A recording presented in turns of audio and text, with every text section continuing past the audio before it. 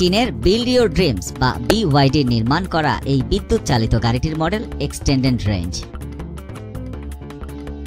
এর মধ্যে গাড়ির স্পিড, ব্রেক, এক্সেলারেশন সিস্টেমগুলোর বাস্তবিক অভিজ্ঞতা অর্জন করি।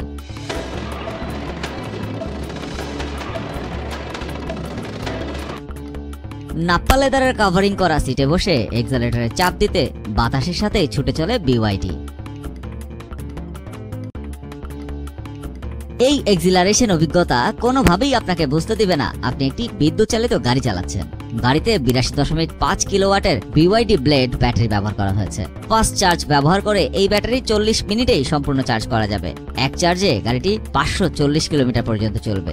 বাণিজ্যিক চার্জিং স্টেশনগুলোয় সব ব্র্যান্ডের বৈদ্যুতিক গাড়ির ব্যাটারি 1500 থেকে 1800 টাকায় 45 মিনিটে চার্জ করা যাবে। অন্যদিকে বাড়িতে চার্জ করতে সময় লাগবে 6 থেকে 7 ঘন্টা। সেক্ষেত্রে বিদ্যুৎ বিল 1000 টাকার কম হবে। গাড়িটির গিয়ার প্যানেলটা বেশ নান্দনিক। এই অংশটার নাম BYD হার্ট। গাড়ি চালু অথবা বন্ধ, Hazard, auto hold, sound control, driving mode পরিবর্তন সহ প্রায় সব কাজ এই অংশ থেকে নিয়ন্ত্রণ করা যায়। গিয়ার পরিবর্তনের হাতলটি কিন্তু অনেক স্বচ্ছ। গিয়ার শিফটারের সামনে দুটি স্মার্টফোন, একসঙ্গে চার্জ করার কুইক ওয়্যারলেস চার্জারও রয়েছে গাড়িটিতে। ইন্টেলিজেন্স টর্ক অ্যাডাপশন বা আইটেক প্রযুক্তি রয়েছে এই গাড়িটিতে। এই প্রযুক্তির কারণে পিচ্ছিল রাস্তায়ও টর্ক নিয়ন্ত্রণ করে গাড়ির ওপর পূর্ণ নিয়ন্ত্রণ নেওয়া যাবে। ফলে গাড়িটি যাত্রীদের দেবে বাড়তি নিরাপত্তা।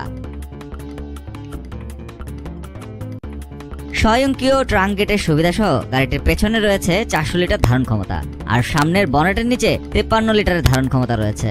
স্পোর্টস সেডান ধারার এই গাড়ির কাঠামো অ্যারোডাইনামিক নকশায় তৈরি করা, যা সমুদ্র থেকে ধারণ করা হয়েছে বলে জানিয়েছে গাড়িটির নির্মাণকারী প্রতিষ্ঠান।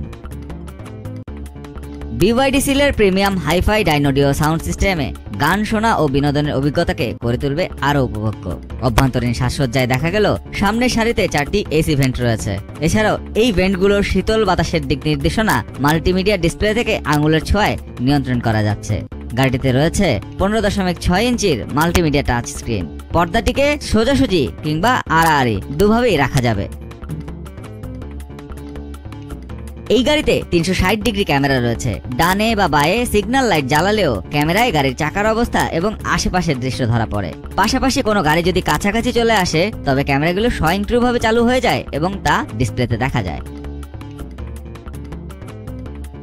আধুনিক প্রযুক্তিতে এগিয়ে যাচ্ছে পুরো বিশ্ব, সেই দিকে পিছিয়ে নেই বাংলাদেশও। তবে এখনো বিদ্যুৎ চালিত গাড়ির জন্য নিয়ন্ত্রক সংস্থাতে নেই কোনো নিয়ন্ত্রণ আইন। তাই এই গাড়ি নিয়ে এখনো ক্রেতাদের মনে রয়েছে দুশ্চিন্তা। সেই বিষয়টি যত দ্রুত সম্ভব সমাধান করা প্রয়োজন বলে মনে করছেন এই গাড়ির ব্যবসায়ীরা। দর্শক, কেমন হবে যদি পরিবারের 4 জন সদস্য নিয়ে এরকম সুন্দর একটি সেডান কার নিয়ে কক্সবাজার ঘুরতে যান এবং এই ঘুরতে যাওয়ায় জ্বালানি খরচ হয় 2500 টাকারও কম।